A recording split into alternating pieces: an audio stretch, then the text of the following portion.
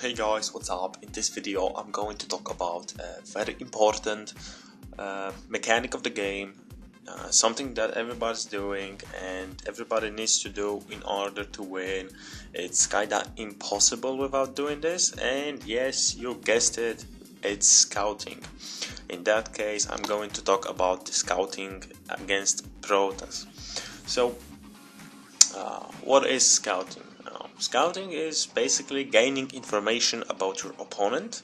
What is he doing? What tech is he going? Or maybe what kind of all-in is he trying to do? Something like that. It's very important.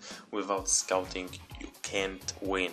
Or maybe you can, but it's just a lucky guess that you had a build order win without scouting. So lucky for you, but it's kinda rarely happens. Let's start with Overlords. Overlords are fucking awesome because they can fly, so everybody knows that, and they are your primary scouting tool as a Zerg. At the beginning of the match, you are going to send one Overlord into one location, spawn location. If it's 1v1 map, you already know where the enemy is. If it's 4-player map, you have to, just send. And maybe you are going to find them at the first try. So yeah, that's the Overlord scouting. You can always do a drone scout. It's your 10th drone after first Overlord pops out. There's also a drone popping out, and you're going to send it to scout your opponent. So what to look at while scouting? So obviously tech structures. If it's early, you need to obviously look for gateways or something like that, because if you're scouting the Protoss player main base and there's like only a one pylon and nothing else, like there is no gateway, so that kinda means it's going to be some kind of gateway proxy, and it will be. So what else? The gas count. As we can see here, my opponent has got only one gas and an expansion. So it might be like 2 geysers with assimilators, so it means that this is going to be a little techy opening.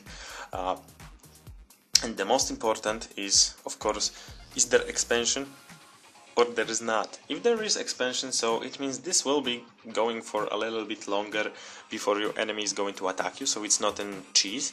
But if you're going to have like 5 or 6 minutes and there's like still no expansion, you're going to prepare for some kind of cheese. I believe that 4-gate strikes at 6:30, something like that. And also, while trying to scout a 4-gate, it's very easy. You're going to enemy opponent base, and there is like 4 gateways, so obviously it's a 4-gate.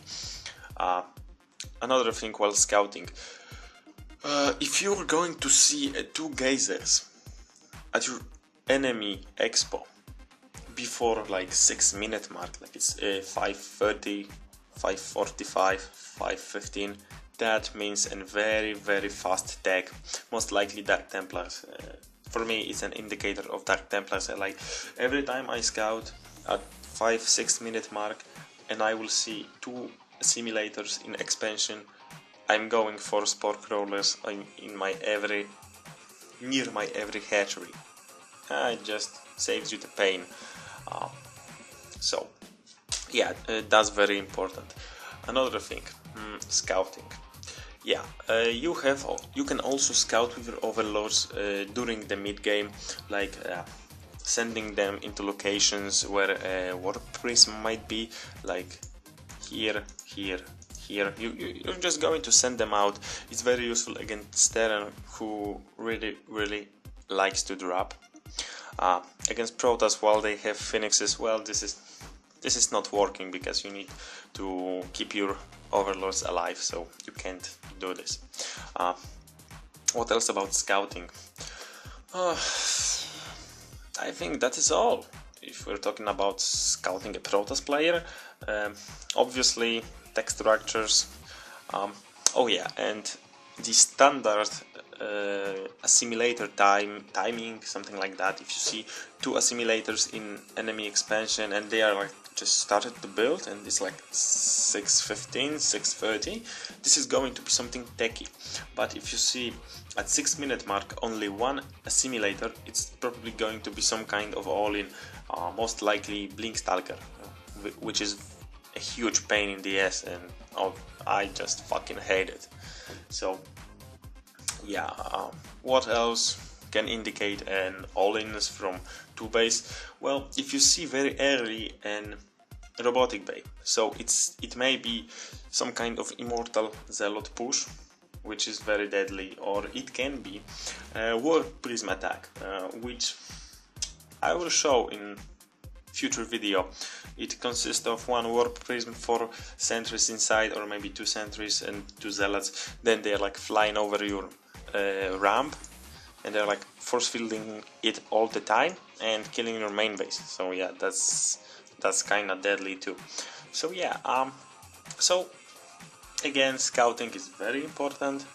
Everybody needs to scout. We can always speak about denying the scouting. So denying the scouting is killing your opponent's probes and every other unit, like Zealot guarding the Zalnaga watchtowers, and obviously observers. They are invisible and they can see everything you're doing. So yeah, I think it's pretty much it, and I hope you're going to learn something from this video, because it's very important.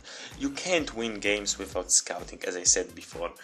You might win, but obviously this is not the way to go. You just need to learn that. It's very important. I know people who by just learning to scout, they got from bronze to gold, silver. So yeah, it's not hard. You just need to remember to do this. So thank you for watching. I hope you're going to learn something. I really want you to learn something and go play ladder games and win, go on win streaks. So do that for me.